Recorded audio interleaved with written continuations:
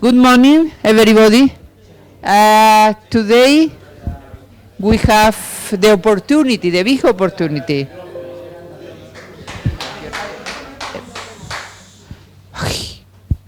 The big opportunity to have with us José Luis Jaramillo, well, I should say Professor José Luis Jaramillo.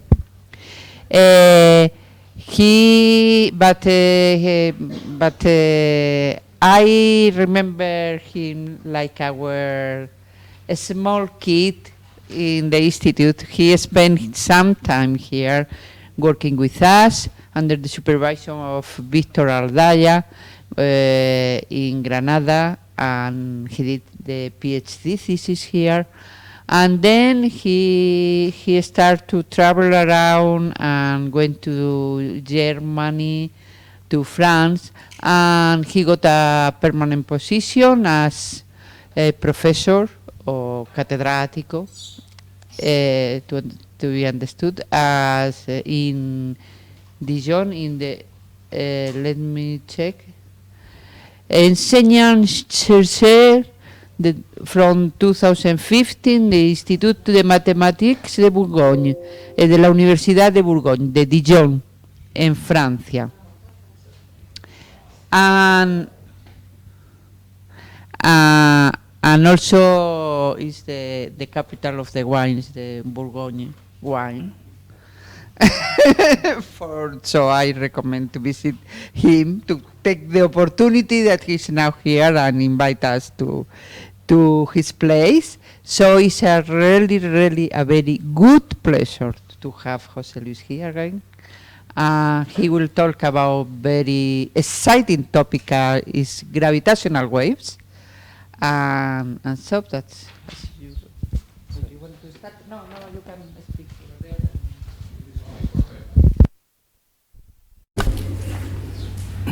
Okay.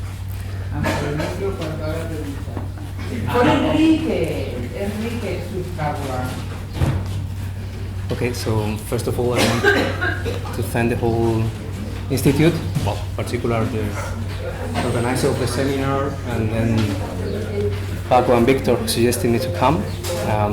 As you can imagine, for me, coming here is full of emotions, so yeah, I will try to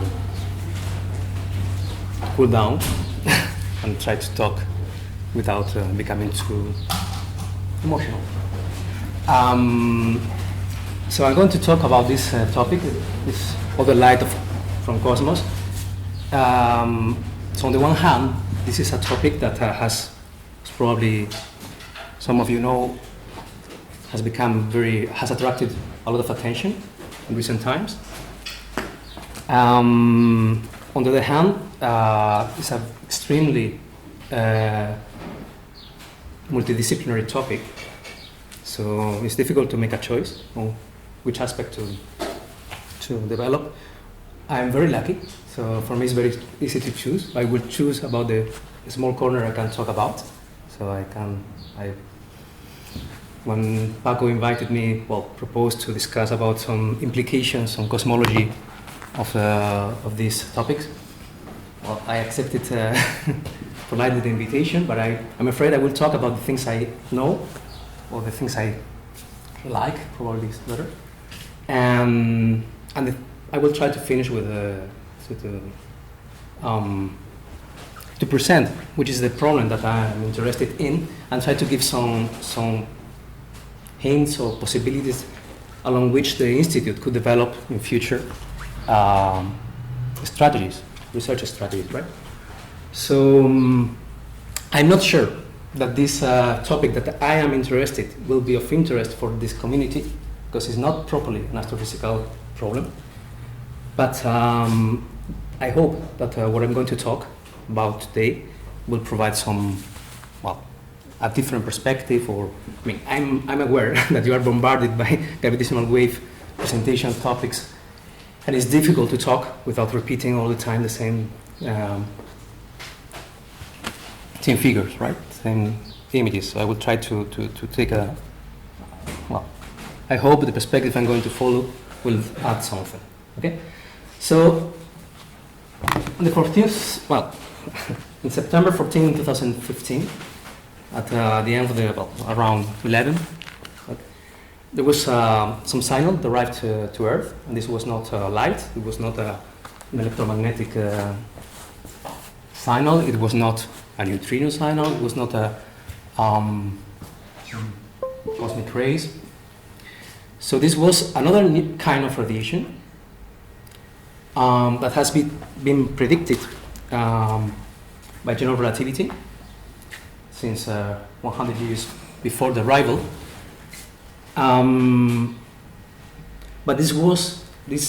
and according to the theory, this kind of radiation is arriving to the Earth all the time.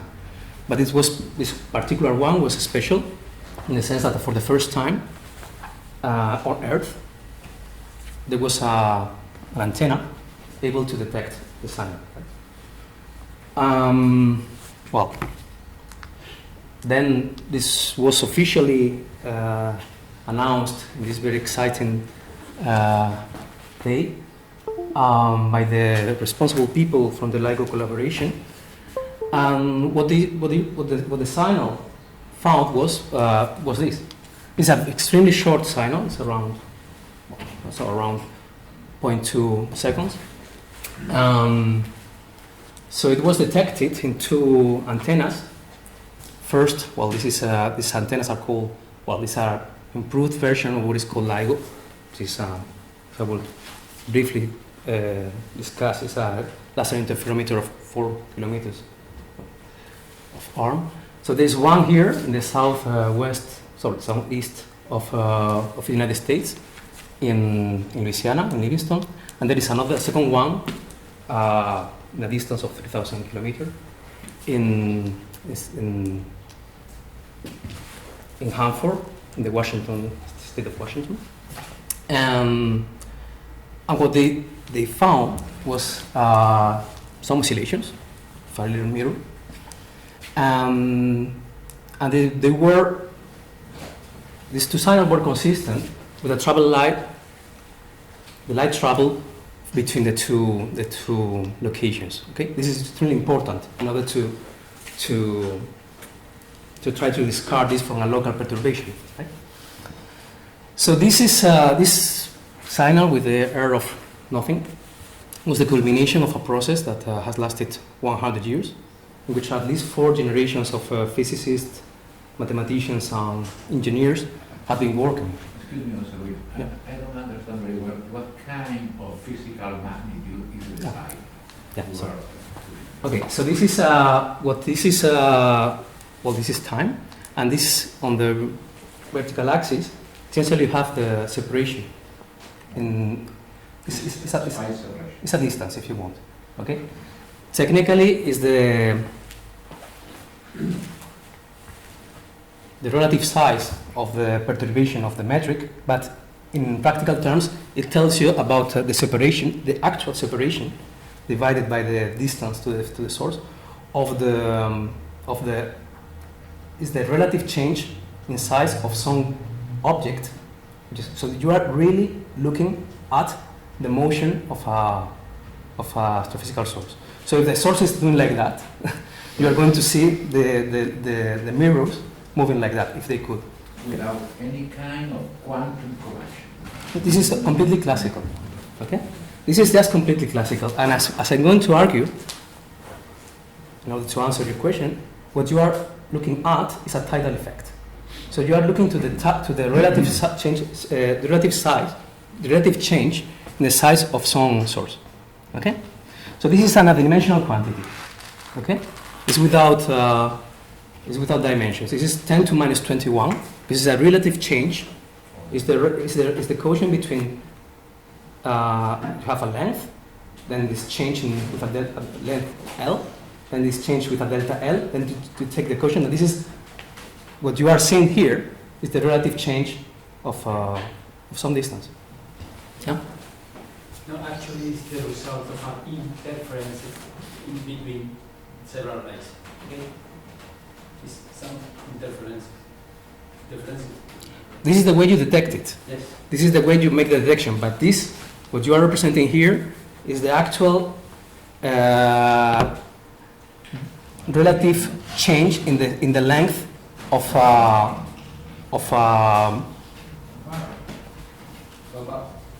if you want, it's a bar, but it's whatever you want, because it's the relative change in me. Okay, so if the gravitational wave is going through me, I'm changing delta L over L equal to 10 to minus 21. In particular, if you are looking using LIGO instead of me, because it's bigger, then you see instead of 4 kilometers, you multiply 4 kilometers by this, and this apparently, well, according to that, you are measuring something that's more, of the size of the nucleus of an atom. Okay, whatever that means, we can't explain that. But to answer your question, what you're looking in time is the relative change of a certain distance, and it's a tidal effect. It's exactly the same that happens when the Earth is deformed. Okay, if you look at the size of the Earth in one given direction without perturbations, and then you consider the Moon is there, and then the Moon is going to distort the whole Earth, but in particular the fluid part, and then you measure again the height of the sea, and then you take the difference between the non-perturbed, and then divide. This is the quantity you are measuring too. Okay, so let me go. So this was the culmination, as I said, the culmination of a process that has lasted 100 years, and in that sense, is I think that we have to retain here, and you are completely aware. This is a major scientific event, so it's of the order of, let's say, when Hertz detected the electromagnetic waves predicted by Maxwell. This was also a kind of it was a challenge to do it. It took 20 years since Maxwell made the prediction till it was detected. Well, this has lasted 100 years. And this is a question for you, I don't know, I have not thought about that. But for people that are like the history of physics, of history of science in general, I don't know of any other prediction, I mean, not vague prediction, but a very specific prediction in which you can tell the form of the shape of a physical quantity, in which you need 100 years to confirm it, okay? Or to at least to confirm partial aspects. You don't have much time. You have around 300 years of modern science. So this is of the order of the, okay, so this is the thing. But this is not the whole, so from the point of view of fundamental physics, this is an extraordinary event, and we are all very lucky of being witness of this, okay? On the other hand, this came with a bonus. It's not, I mean, this, as I said, this signal, which is, has here, it's just a tiny movement of two particles, actually is telling us the story directly of the motion of two compact objects, okay, which are spiraling one over the other. So these up and downs are really the frequency of its up and downs is twice the orbital frequency of this binary. Okay, so this is telling us the story of the last 5 orbits of a compact system, of a binary of compact objects, very far, well, around 1.3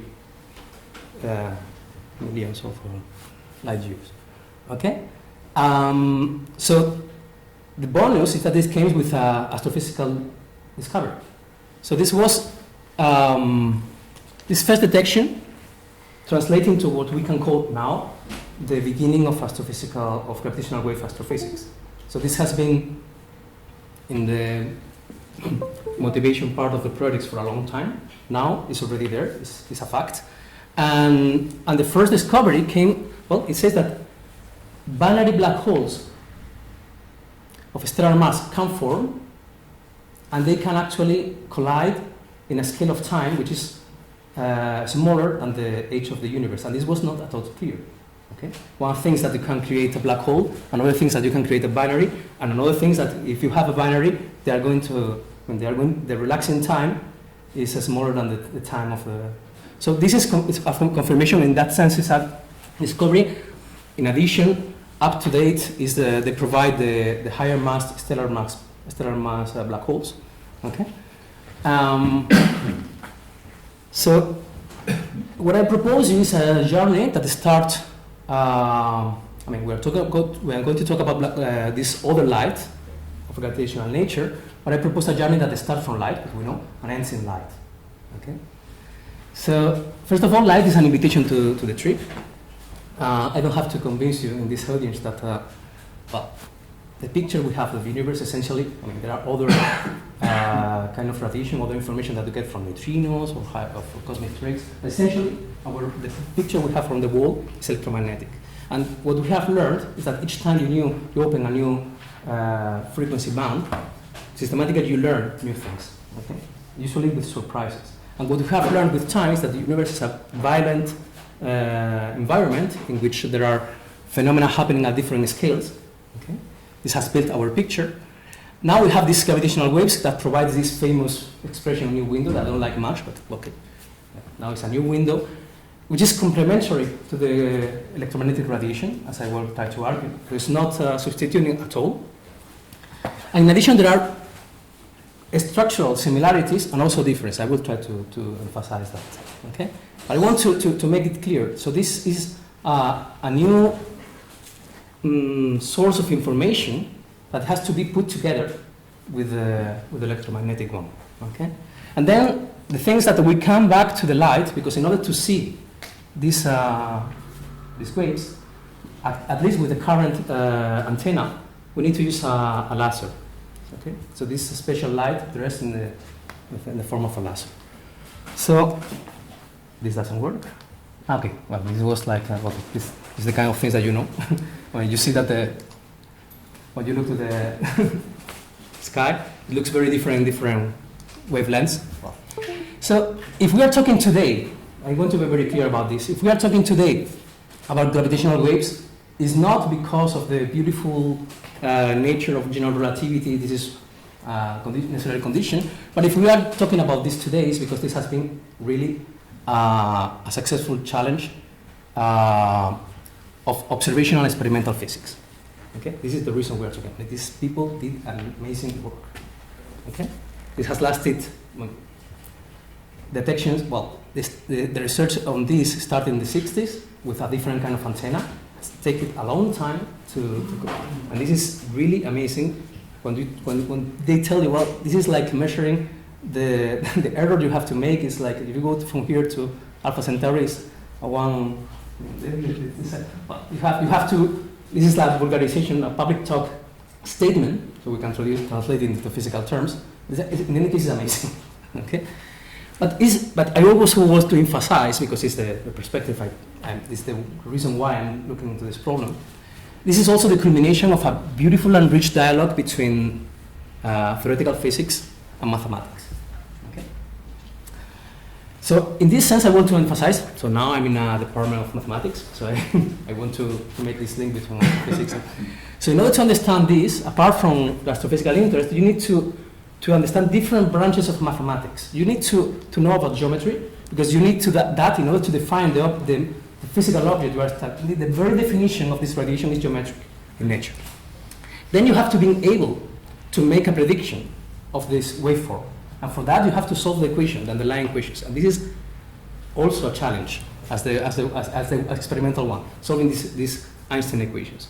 And then once you have once you understand the theory, you think you understand the theory, you make a prediction, then what you get is a very noisy signal, and you have to extract from there from the noise you have to extract the signal. So you need very fine analysis, very fine statistical analysis.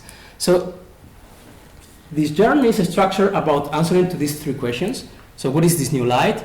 What is emitting these such waves?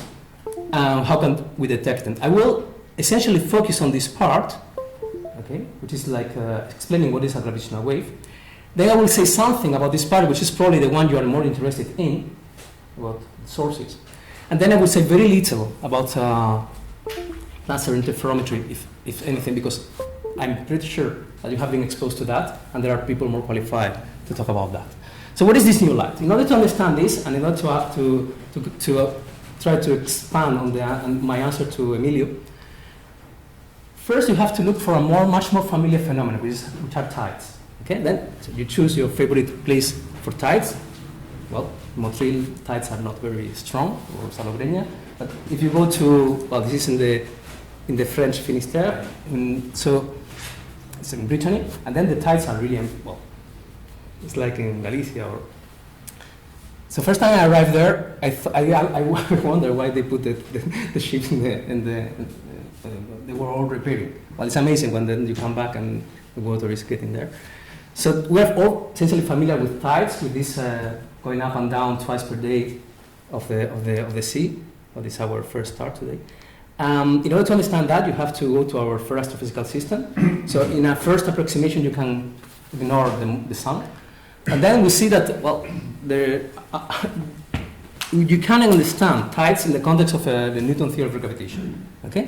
So if you have the moon, the fact that the Newton tells us that the force between these two bodies goes down with the square of the distance tells you that the moon is attracting more strongly the Earth in the near part, and more less strongly in the far part. So if you remove the inertial forces, then you have this deformation. So we see that the force that's actually trying to expand in one direction and compress in the other, the Earth. So for the crust, you have the crust is very rigid. So this effect is negligible. But for the fluids, for the ocean, this is a big effect. Okay. So we see that the force depends on the difference of the force on the two extrema. So essentially, the tidal force is something that goes with the gradient of the force that is acting on your system. Okay. So this is in a very, very schematic view how gravitational waves work. You have a force and you take the gradients. So let me just, as a mathematical trick, change the wave representing this. So for this force, you can imagine that you have the moon and the Earth, and you have little dwarfs that are, with a rope doing like that. Okay.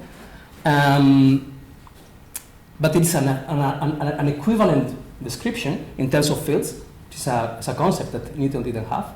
But then you have Faraday, and then you introduce and then instead of having little dwarfs with a rope doing like that, what you have is a source, which is the moon, that creates a field around, and then you place another object, which is the Earth, and then it is the field which is transmitting the information to the Earth. Okay, so no ropes anymore, no dwarfs. Okay, as I said. Well, in this case, instead of solving what you do is you solve Poisson equation, okay, and then this gives you some potential. From this, you get the force, and then so what you see is that what we understand when we learn is that the force is the gradient of this field, and then since the tidal force is the gradient of the force, the tidal force is the second derivative of the scalar field, the scalar gravitational field. Okay.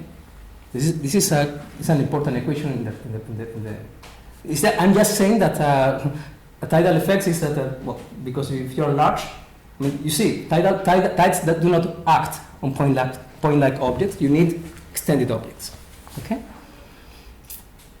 And then just for the sake of for later, you not only have this equation, this a field equation. So this is the equation that tells you if you put some matter somewhere, if you put the moon there, this equation, which is the field equation in Newton's theory, is fixing you the scalar gravitational potential.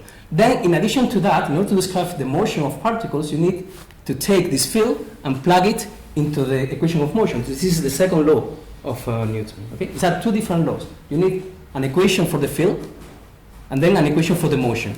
And this is just what we learned at school. Okay? So what are tides? Well, you put a massive body, for instance, the moon or the sun, that creates this gravitational field, and then extended objects placed on this field are deformed according to the second derivatives of the scalar field. Okay? So what we have to retain from here is that the tides, the intensity of tides is proportional to the mass of the source. So you put a moon which is twice as massive as ours, so you have tides which are twice as 4. And then you have this signature of tides, which are the intensity of the tide is proportional to the size of the object, right? And then the other thing is that tides happens as a frequency which is twice the one of the underlying mechanical process. Okay, so the Earth. So I didn't say, but this one. So if you place in your favorite, well, not in Madrid, but if you're in your favorite coast, and then you go once with the rotation of the Earth, you pass twice by a bump, and then you have the frequency is twice. These two things, that the intensity is proportional to the size of the object, and that the frequency is twice of the underlying source, is the two signatures that are characteristic of tides and which are going to be characteristic features of gravitational waves. Okay. The question is now is what happens if the moon or the sun simply disappear spontaneously like that? Well, first of all, it's not okay, it's a safe situation. This will not happen, and this is not just a funny comment. It's technically important. This doesn't happen because there are two physical principles that do not allow this to happen. The first one is that the mass and energy are conserved. Okay, this is like charge conservation. In the same way that the charge is conserved, the mass of the total system is conserved. Okay? And because of that, in the same way that you don't have monopolar radiation for electromagnetism, you start with a dipolar term because you have a conservation principle that forbid this monopolar emission. The same happens with gravitational radiation. But in addition, in the gravitational case, you also have linear momentum conservation. So the dipolar emission is also absent. Okay? So the first term that actually contributes in the radiation is the first term which is not forbidden. And this is the quadrupolar term. So if you have a breathing object, you have a spherically symmetric breathing star, this does not emit. It's dynamical, it does not emit. If you have a dipolar dynamics, this does not emit gravitational radiation. You need a body which is actually, whose shape is changing. Okay? So, as we're going to see later, gravitational radiation is extremely small. First of all, because the gravitational interaction is very small. I mean, the G is very small, and the C, the speed of light, is very large, and this combination makes things very small. But it's not only that. It's also because the first term that contributes is the quadrupolar, and this kills, in one order of magnitude, the intensity. So you have two combined effects. The interaction itself is weak, and in addition, the first dominant terms are absent. Okay? So the serious question is what happens if the quadrupolar moment of the gravitational field of the source changes very fast, if the moon starts wobbling like that? So it happens two things. The first thing is that, the Earth takes time to know. And this is not inside Newton's theory. Newton's theory is instantaneous, so the dwarfs are able to know, they do like with the rope, and instantaneously they know that things have changed. But if you want to place yourself in special relativity, so I'm making a jump right now, then it takes a time. So for the moon, around 1 second. So it started happening in the moon, we don't know before 1 second. So actually, this was before, this kind of idea was already before the Einstein theory. And the second consequence is that the Earth is going, if the moon is not longer there is no reason to keep this deformation, so the Earth is going to try to come back. And it's going to do this oscillating. Well, again, I'm making big statements about, this is a speed of light, oscillation. Why do we know that? Well, let me say first that essentially we have described what a gravitational wave is. Gravitational wave is a gravitational field that propagates at finite velocity through space, okay? And it induces oscillations in the shape of extended objects that it finds in the wave, okay? This is just the very intuitive way of any relativistic phenomena will have this kind of radiation. If you cannot transmit some information faster than some finite distance, then the physical process that takes the information at a finite speed is what you call a wave. So let's try to be more precise. Just let me make a remark. So this is exactly the same spirit of electromagnetic waves. Then you have electromagnetic field, which propagates, and then you have Maxwell equation dictating how this propagation happens. So in our case, what is actually this gravitational field? We don't have small dwarfs. Okay? Why is this traveling at speeds of light? Many other questions. So we have to make a first course on general relativity. So general relativity is a theory of gravitation. It's actually our current model for the theory of gravitation. And it explains gravity in terms of the curvature of the geometry of space-time. But these two are big words in Spanish. So you have to explain something about that. For curvature is very intuitive. So curvature is exactly what we have in mind. So if we consider two parallel lines, okay? So let's call it geodesics, okay? In this context, we can talk about that. We consider two parallel lines, and we say that this table is flat if I start with two lines which are parallel, and they're parallel all the time, okay? They never approach, they never separate. That's fine. This is what we call, it's a way of characterizing the fact that it's flat. It's not the only one, but it's the one I'm interested in. If we have a ball, and we start in, for instance, the Earth, and we are in the equator, and we say with a friend, okay, let's go to the north in parallel. And then we are not surprised if after being very patient, we meet together at the North Pole. We know that it's not something magical, it's a curvature effect. Then the same happened with this kind of, saddle point, this kind of negative curvature surfaces, okay? So we are characterizing the presence of curvature. I mean, a surface is curved if we take two parallel lines, which are two straight lines, two geodesics. Well, I'm sorry, geodesics. And they start being parallel, and they change the relative distance. Okay. So this is curvature.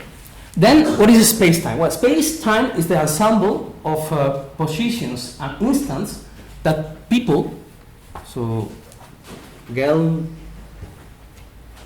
boys, and goats, can occupy, okay? So the ensemble of places they can be, and the ensemble of instants they can get to.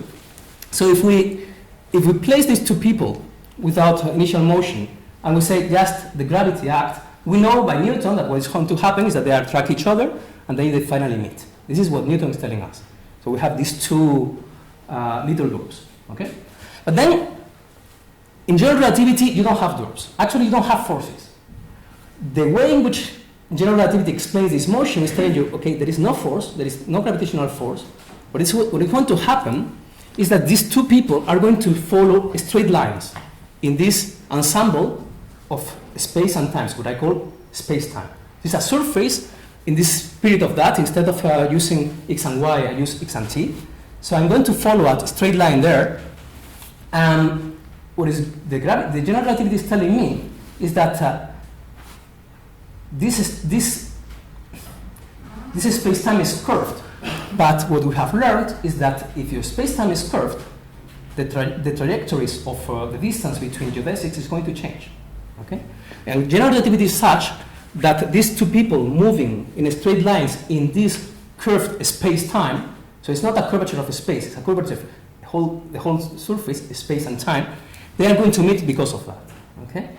So there are no, there is no such a thing like a gravitational force. So this is the actual only thing that we have to retain from this from mathematical side, but I think we are in a first side. So the way in which general relativity, or a way of characterizing this curvature, and the way in which general relativity states the analog of Maxwell equations, or Einstein equations, is essentially a generalization of Pythagoras' theorem. Okay? So we know that. We make a small change on that, by a tiny generalization. I'm going to change, well, first of all, I'm going to consider very small triangles. Okay. And now let me change this x and y distance by x and t distance. And here I'm going to make a jump, so you accept faith. So I change the sign. This is not at all innocuous. It has a strong consequence, but the spirit is the same. Okay? Then let's make another generalization, which is I'm going to take different a larger number of dimensions, and I'm going to allow the coefficients in terms of these quadratic terms to be functions on the space. Okay? This is what we call a metric. This is what we call the metric of space-time. Metric of space-time is just the generalization of the Pythagoras theorem. Okay? The point here is that these objects here, these metric components, that if Vincent were here, would do Carlos and I, This is for the spherical. So these spectral metric components, we're going to see that they are the analog of this scalar potential of the Newton theory. Okay? And curvature, and this is how you go to a mathematician, and how can I characterize this curvature in terms of geodesics, in terms of the metric? Okay, the answer will be, okay, you take the second derivatives of the metric, and this is going to characterize how geodesics change when you place one together with the other. Okay, so the bottom line of this is that a curvature is characterized by the second derivative of the metric components, which are the analog of the scalar field, the scalar field potential, not the force, scalar field potential, the phi. Okay, so how does actually Einstein equations? How do we actually know how the curvature is determined? So this is the place in which Einstein equations enter. Einstein equation is a prescription that generalizes Poisson equation. In Poisson equation, I remind you that you put some density of matter, and this tells you what is the distribution of this gravitational scalar field. So in this case, you are in a relativistic context, and you go from this density of matter to what is called the stress energy tensor, which is an object, has 10 independent components, is symmetric, that contains the energy and mass density, but also has the linear momentum density, and then has strains. So this is the source of your curvature. So you put some mass and energy generalized in your space-time, and this is going to determine the curvature of space-time. And once you have the curvature, so this is the analog. This is why I insisted that there are two equations to take into account. You have these are the field equations. This is the analog of Poisson equation. But this is not enough to tell you how you can move, how you have to move. In order to know how you move, you need a motion equation for particles. And in this case, as I said, there are no little dwarfs. So actually things follow geodesics, follow straight lines, and this means that the acceleration is zero. We call these objects that are subject to no forces except gravity, and gravity is not a force, it's this distortion of the curvature of space-time. These are bodies in free fall. Okay? So now the things that, well, let me write this. This is not as important as Pythagoras theorem, but it's still morally. That takes I'm writing this just because it's beautiful, okay, and because morally can be perfectly understood. So on the right-hand side, we have this stretch energy tensor, which is the generalization of the density of matter. On the left-hand side, we have an object. I'm not going to explain, but it's the mathematical object that encodes at least part of the curvature. And this object, which is a contraction, what is called Riemann Tensor, actually this is the Ricci tensor, is actually constructed by second derivatives of the metric components. So essentially these are actually a trace of all the second derivatives you can form. So this is the analog of the trace of the second derivative of the scalar field, but the trace of the second derivative is the Laplacian. So this is a kind of Laplacian of our metric components, and this is the generalization of the matter density. So these Einstein equations are nothing else but as the general, well, not direct, but a consistent generalization of the Poisson equation. The critical difference is that the Poisson equation is what is called mathematical elliptic equation. Physically, this means that you have the right to put boundary conditions, but it's something that is instantaneously fixed. It's a global problem. Meanwhile, this is, because of this little minus that we introduced, this is what is called a hyperbolic equation. It's just a wave equation. And there, what you put is initial data. You put some initial data and the velocity of this initial data, and then you propagate that in time. It's very different to elliptic problem from a hyperbolic problem. And this hyperbolic character is the conundrum in the existence of gravitational waves. Okay? It's something that is propagating. Okay? So the geodesic equation, well, writes like that. This sounds strange, but this term here, which are what is called Christoffel symbols, are first derivatives of the metric. They are not second, they are first derivative of the metric. So in our analogy, this is first derivative of the gravitational field. So these are forces. So you recover the geodesic equation, the standard Newton law. So these are, acceleration is just the first derivative of a potential, what we learned at school. So these are field equations and these are motion equations. And they are independent, a priori are independent equations. The magical thing in general relativity is that you can derive this from this one. I'm not going to enter into that. This doesn't happen in electromagnetism. If you want to understand gravitational waves, you have to make a step beyond geodesic equations. You go to what you call, what happens if you start with two straight lines, I place in a curved background, how are they going to separate or approach? This is controlled by curvature, as we said before. And this is the geodesic deviation equation. This is an equation you don't have to retain. The only thing I want you to retain is that the distance between, this is the acceleration, actually this is wrong. Should be eta here, okay? So the acceleration of this distance between geodesics is proportional to this curvature, okay? So what we are going to see when you have the two mirrors in LIGO is that you have two free-falling objects falling geodesics, not in the vertical because they have a force there, but in the horizontal plane they are free-falling, and they are going to be subject to a dynamical curvature term, which is going to call a gravitational wave, okay?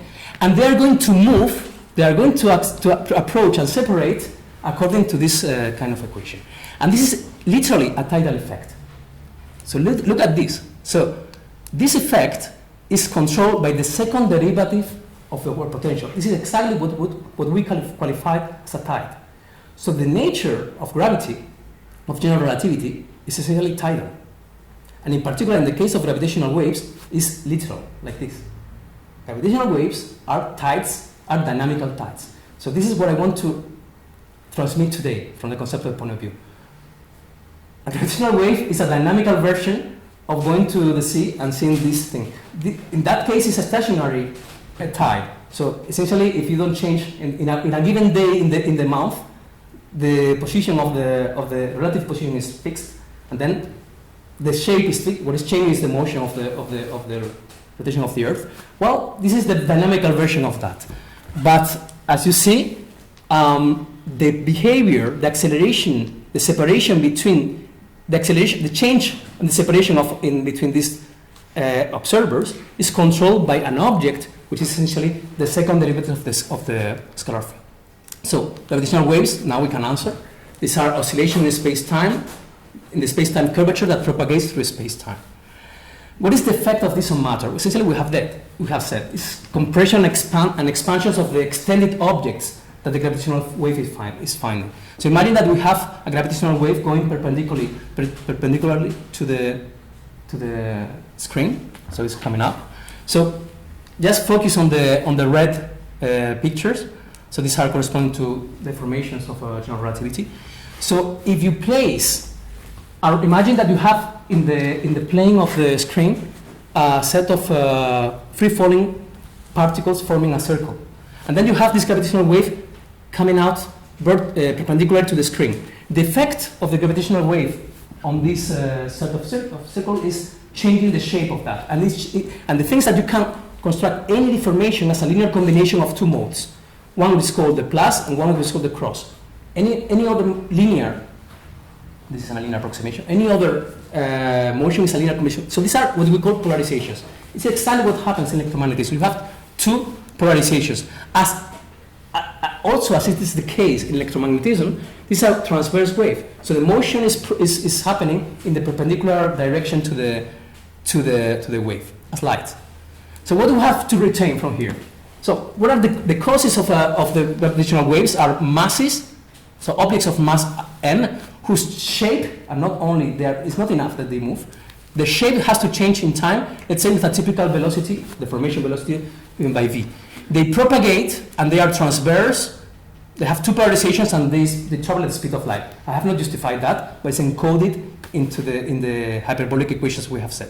And the effect is to provoke oscillatory deformations of the objects they are finding in the way. And this deformation is proportional to the mass that is producing the effect and to the size of the object. This is a signature of the tides. And the oscillation frequency is twice the frequency of the gravitational source. Okay? For those theoretical-minded people, this is actually telling you that this is an object of spin 2, for whoever is actually telling something. In the same way that electromagnetism is related to an object of spin 1, this is an object of spin 2. So what is emitting? So this is, what you have to retain from this is that gravitational waves are tides in motion. Okay? So I'm saying that anything changing shape is producing gravitational waves. Why are not we seeing this all the time? Okay? We are not seeing that. Well, the reason is the weakness of gravity. As I explained before, this has to be complemented with the fact that it's a quadrupolar emission. This is a killing effect. I don't have to, well, this is if you take the proton electron, this gives an amount of the freedom of the smaller. I prefer a visual one. And when you talk to people who is not scientists, this means nothing. But it's always, this is something you can tell to your mother or to your 5-year-old daughter. In order to give an idea how weak this gravity is, you consider a small boy doing this. What this boy is doing is with electromagnetic, the electrochemical, electromagnetic forces, it's actually beating the whole Earth, pulling the other side with a gravitational force. Okay, so the experiment can be done. Okay, so you have here the Thorne minute of Frank Wheeler. So kids can do it. This tells you a kid is stronger. Electromagnetic kid is stronger than the whole Earth, gravitational Earth. And the thing is that, in addition, is quadrupolar term. So the thing is that for the expected systems, this is the expression that I wrote before. So they change. If you have this guy, which is height of L, so the displacement provoked by these waves is proportional to the length because it's a tide. Then you have a factor that is proportional to the square of the velocity, the rate of change of the shape of this object. But this is a factor that is at most 1. Okay, it cannot be bigger than velocity of light. And then you have a constant here, which is very small, which is related to the weakness of gravity. A constant here, which is very large, this is the speed of light. And then the only thing you can play with is the mass of the object. You cannot look for the kind of expected object that you are going to find. This is the kind of number you get. Okay, this is very, very tiny, and this is computed in the 80s. Okay, so this is the same number we were saying. I mean, this is amazing. These people were doing that of the envelope estimations. They get in a number. This is actually what is found. Okay. So, well, we have to look, and this is a place in which you become happy. Okay. We have to look at outside Earth. We have to look at astrophysical and cosmological sources. The thing is, well, this is very expensive to construct LIGO. Do we know for sure that these waves are there? We did know. We did know, and I'm not going to explain this because you are educated. I mean, this is your business. So we knew that because of the binary pulsar discovered by Hulse and Taylor in '74. And they got the Nobel Prize because of that, after 30 years of measuring the rate of decay. I mean, you have a system. Let me talk about that because this is a toy model of what is going to happen in this manner. I wanted to make a technical slide on that, but it's not that it was not a matter of pity of that. I didn't have time. Next time I will punish with that. So you have a system which is essentially a circular. It's a binary system in circular orbits. Okay, but this system, according to the theory, is losing energy. Okay, if you lose energy, then in a circular orbit is very easy to see. The total energy is minus some constant over 1 over the relative distance. So if you lose energy, these things shrink. But when you shrink, you increase your angular velocity. But if your angular velocity is changing, is increasing, the quadrupolar momentum increase also. You emit more, and then you shrink more. So this is a catastrophic event. Okay. So this is an effect that is going to take the two objects one to the other. And this is actually what is seen in this pulsar. Then you can compute precisely the rate of change of the acceleration of this timing of the pulsar, and then you make this contrast between the theoretical prediction and the. This shows that there is gravitational waves in a sense. Why I say in a sense? Because this is telling you about the dissipative part of the theory. This is telling you that there is a dissipative mechanism in the theory that is consistent with gravitational waves, but it's not telling anything about the propagation part of the problem. Okay? It could be that general relativity at in the near zone of the source, of the gravitational theory in the near zone of the source is perfectly well described, very well described by general relativity, but it could be that in the far zone is very badly described. So this system that is not sensitive to that. It's only telling you that your system is losing energy according to the theory. It doesn't tell you how it propagates. What we have seen now is the direct detection, is the confirmation that the propagation part is actually also well described by general relativity. I'm going to pass very fast. Well, okay. So astrophysical cosmological source, a biased list. Why is biased? Because we are looking with a particular antenna, which is a laser interferometer. Okay? So this is choosing a band. So all the other bands we are simply blind to. Okay? So in the band of LIGO, so this interferometer of 4 kilometers on Earth, we can look at sources which are transient, things happening like a burst, like supernova, gravitational waves, and also to periodic sources, okay, like binary mergers. This is exactly the kind of system that we have detected, in particular these black holes. Okay, so since time is, I think, let me put, because this is probably the main thing that I want to pass you. So these are gravitational waves emitted by a binary. Well, I don't control this.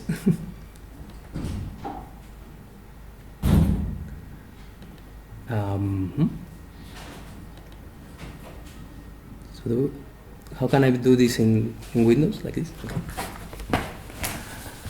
So this is a binary system of neutron stars. So what we are seeing here is the quadrupolar emission, gravitational waves of this source, and here is this relative change. I mean, this I will not go to display. So what you see is that as far as they fall to each other on spiraling, they actually increase the frequency. They go faster and faster, and actually the amplitude also goes bigger. This is what is called a chirp signal. But then when they get to the merger, there is something very complicated here because of the equation of state of the object. Okay, so this part here, it could be more complicated, but it's sufficiently complicated. And then there is some relaxation, and then you are finally with a black hole with some disk of matter around. Okay, so this is the kind of signal you expect from a binary system of compact objects. So you have the spiral part, then you have a merger that can be very complicated, and then you have a rim down, which is controlled by what is called quasi-normal modes. Okay, so let me now show you the analog thing for the gravitational waves of the black that we have actually detected. So this is the one from September. Here we are not looking at the radiation. Now you are looking so other kind of field. Doesn't matter. There's also radiation, but they are focusing on. This is actually non-physical, but it doesn't matter. So we have the two black holes that they are orbiting each other. They have this spiral. So you see how the waveform is being constructed.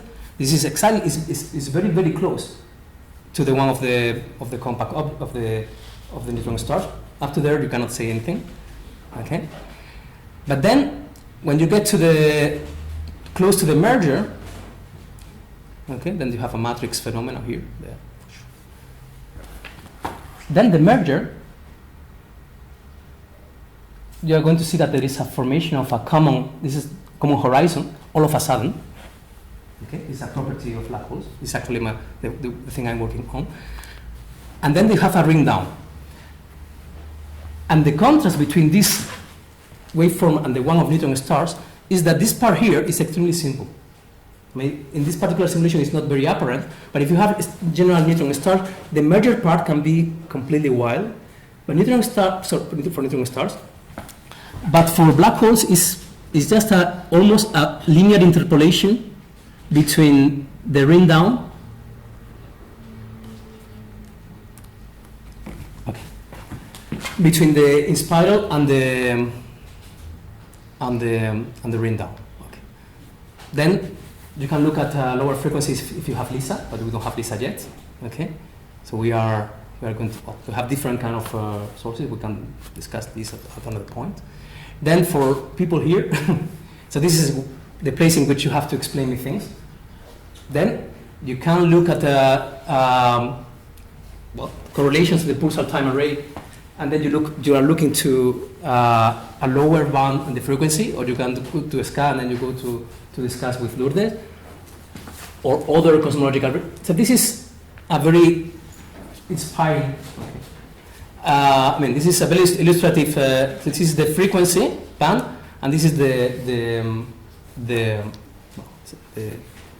this relative change. So we are looking here, okay, in advanced LIGO has increased 3 orders of magnitude with respect to initial LIGO. If LISA, at this time it was LISA, is actually founded, then we will go down to this. I mean, these are let's say kilohertz frequency, so it's like the frequency of sound. These are a set of the type of 10 to minus 4 hertz, and then you go to the nanohertz with this scaffing. So this is we are here, and this is what we want to learn, okay? And this is the place in which you have to teach me, okay? So let me tell you something about the actual source that actually was detected. Un minuto, okay?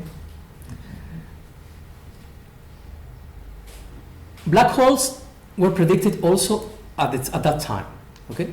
So we celebrate the prediction of gravitational waves and black holes. Black holes are very extreme, very compact, but very, very simple. They are completely described by 2 quantities, the mass and the angular momentum. This is what is called null-Hertz theorem, okay? You don't have this. You really have the mass and the angular momentum.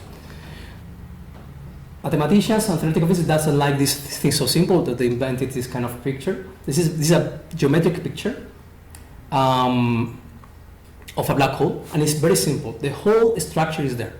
Okay, I will skip that. So it's essentially the same thing of astrographic projection. It's a more sophisticated version, but the principle is the same. This is the whole description of a black hole, of a stationary black hole. Rotating.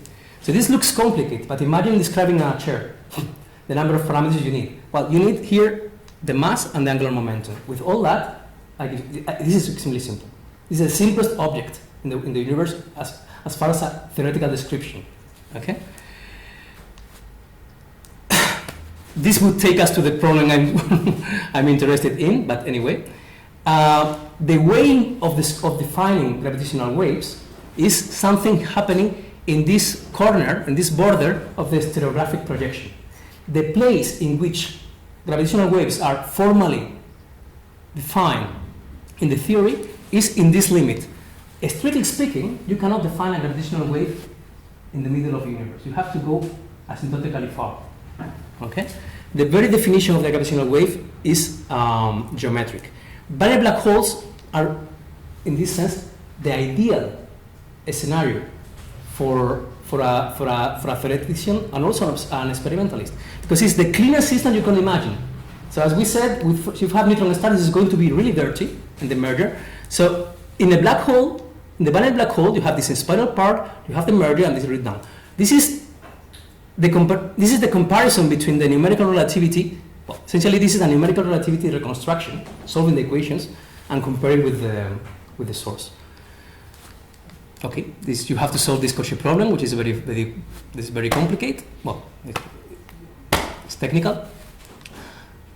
Then this is the part in which I would have liked to talk about what I actually did.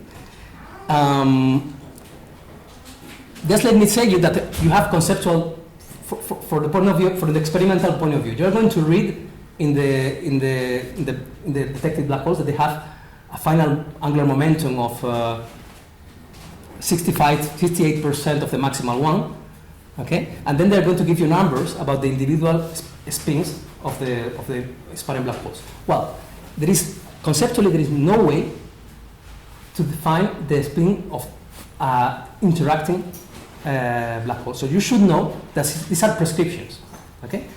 And this is not just a matter of being academic.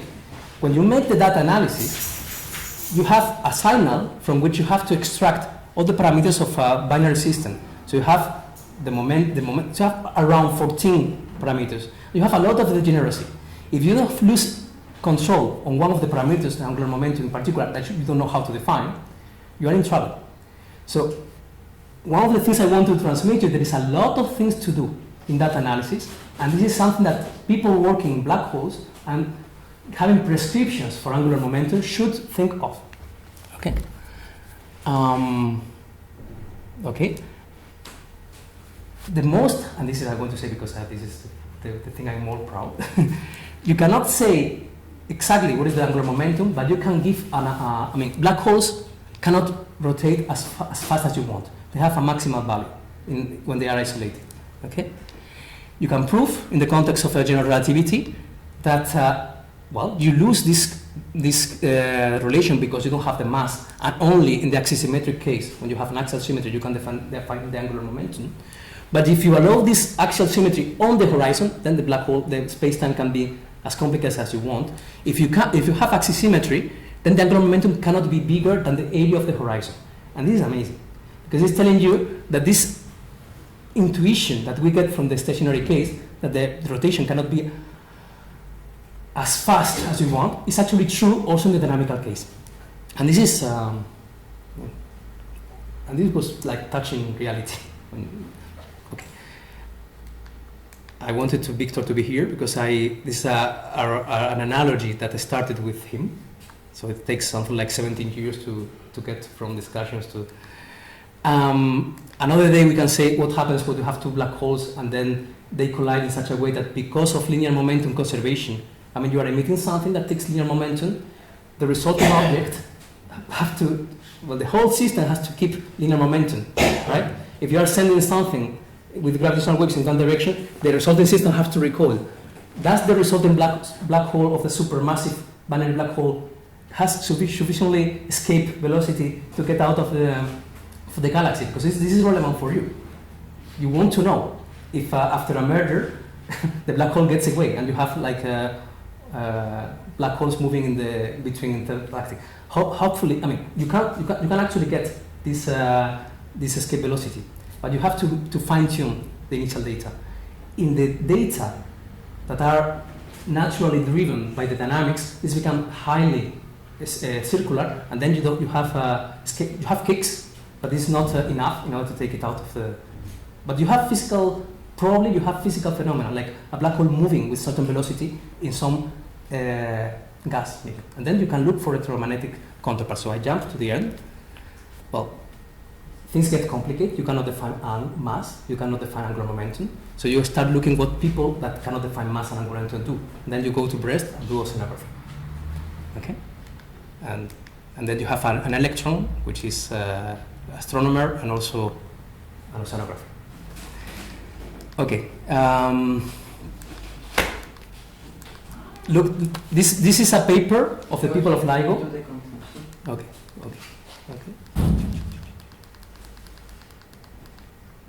This is not the most complicated problem that you can think of. This is when getting out of this summer in the General Relativity conference. So that's a really complicated problem. Well, to retain, well, as I said, there is another light. Now we can say that. Okay. These are tides which are in propagation through space and time. It's a new tool for astrophysics and cosmology, and we already have the eyes to see them. Some possibilities for the Instituto de Astrofísica Andalucía that you can do now. One thing is what we said, looking for electromagnetic counterparts, and actually you are already doing that. Okay, Alberto is actually involved in that. So he was one of the persons that knew that this detection had happened. Okay. Then this is urgent. You need to improve the data analysis techniques. If I were you, I would hire people doing data analysis. And they can be mathematicians. This is, this is what it is needed now. You don't need people like me interested in what I'm going to say now. You need people doing data analysis. Okay? If you have money, do that. And then for future, talk to Lourdes and the rest. What I'm interested, well, we have said that the binary black hole, this is the system that we are talking about, this binary system. We have this ring spiral, the merge and ring down. And this was the gravitational wave form predicted in the 80s. So Kip Thorne, which is the guy who would take the minus 10 to the minus 21, which is behind all that, even interstellar. This is the intuition he had of the phenomena. So the spiral part, perfect, it was known.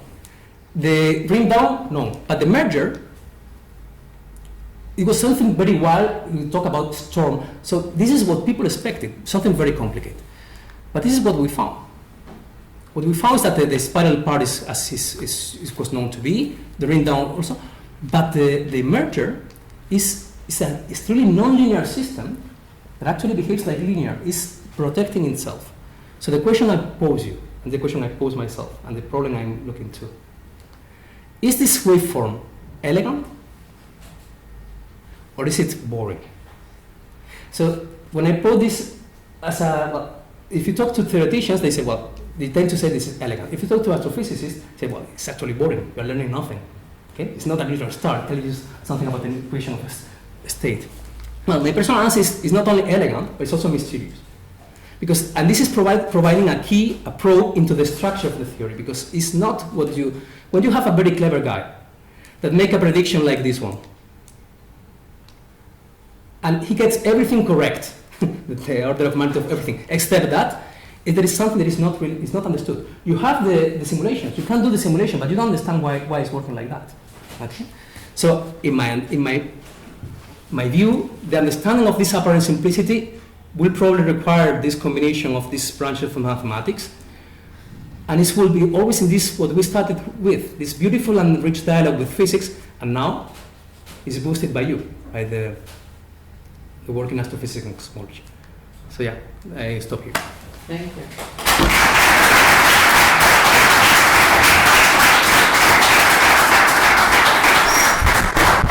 Time for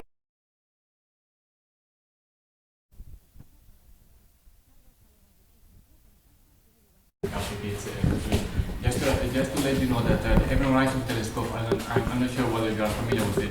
I'm not familiar, I'm aware.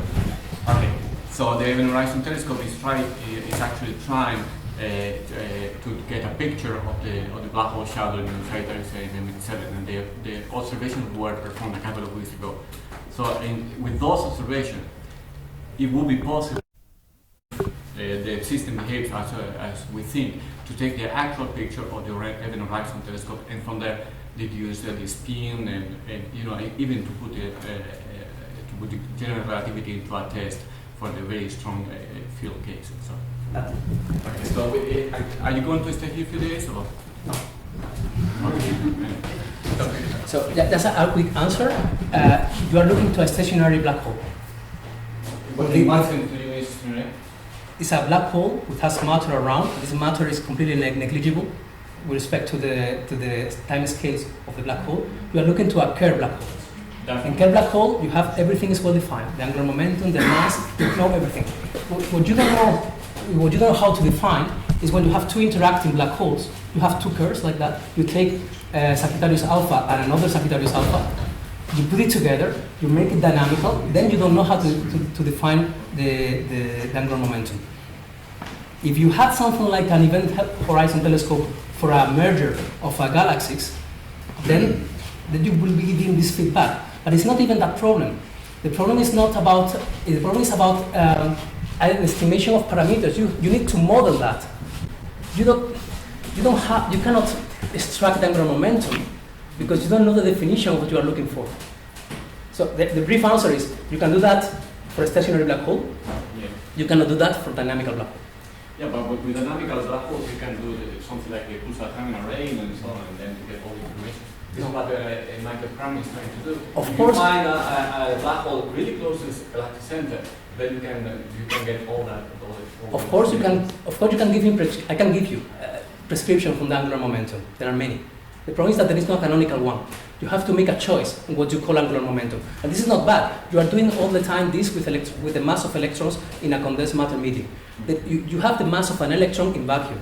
If you put an electron in a medium, you are going to have, this mass is going to be not normalized. And depending on what you are talking about, you take one mass on another. If you know what you are talking about, life is good. The problem with the binary black holes is that the analog of this mass of the electron, so this angular momentum, we don't have a preferred prescription for the angular momentum. And if you want to put that, what you are going to have, that analyst is going to have a waveform with several free parameters to fit. And these free parameters are prescriptions. If you want to call this J parameter the angular momentum, you are going to fix it, and that's fine. But how does this relate to the iron line? This is another thing. Okay? All I'm saying here is that it's an open problem. It's conceptual at the basis and has direct astrophysical. And if you want to discuss with this, Narayan is the person. Yeah. Let's keep it as a binary. Okay. See you later. Okay, this is a quick question because we are late on time. So the question is related with apart from felicitation for the talk. I would like to say that you maybe the question related with the tides, the imaging the field as a tides can be extended to an object which is rotating. Rotation is tides. So this is the point I would like to address to you. Why not interpret the rotation as a tide in the same sense that you are doing with the tide as a interpretation of the general relativity, no? And thank you very much for giving your opinion about where to invest the money, and because we are doing data analysis, and we are now trying to do the same we are doing with the start, with data, ultra precise data that LIGO represents. So thank you very much. Okay, thanks for the question, because it's a very good question. So tides has to be discussed at two different levels, at the level of the sources and at the level of the matter that suffer the field. If you are looking at the matter, and this bunch of particles, that this circle of particles, you're perfectly right. You have the tides, this shear deformation that's keeping the volume of this deformed object and only making compression and elongations. Then the possible behavior, the possible linear behaviors of these particles are this shape, triple tides. Then you have this breathe mode that is not allowed in this kind of thing. And then you have, as you said, the rotation mode. Okay? At the level of the sources, so the object that is producing the field, when I'm talking about tides, it's a colloquial manner of talking about the Weyl tensor, which is the part of the Riemann tensor which is not fixed by the matter. So what I wrote there, so I saw the geodesic deviation equation, which is the equation telling you how two geodesic straight lines separate, is controlled by this whole curvature object, all the second derivatives. When you go to the Einstein equation, you only take the trace. And this is the Ricci tensor that fixes Einstein equation, speaks by Einstein equation. But you have 10 components, this is the Weyl tensor, which are second derivatives that contains shape deformation and rotation. So both of them, so I'm putting together shape deformation and rotation. So this is, in this sense, tides is larger than shear. It's shear and twist. So, we have to stop here. How is SKA going to be used to detect gravitational waves?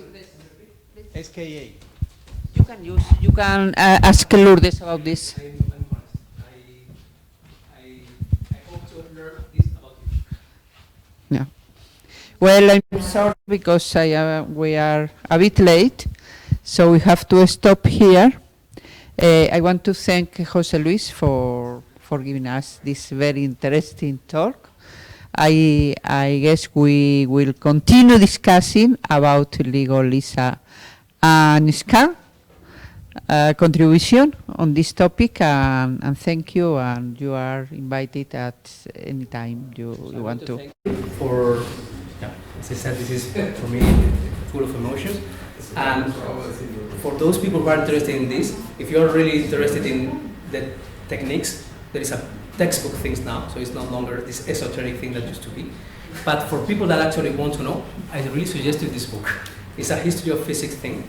It is done by Daniel Kenneth, a student of Kip Thorne, that at some point in the PhD, he's a brave guy, asked for permission to half of the time do the calculation of the waveforms, and of the other half do history of science, history of physics, of the gravitational wave history. And it's a beautifully written book for physicists. If you give it to your mother, she's going to suffer, but for us, it's really nice.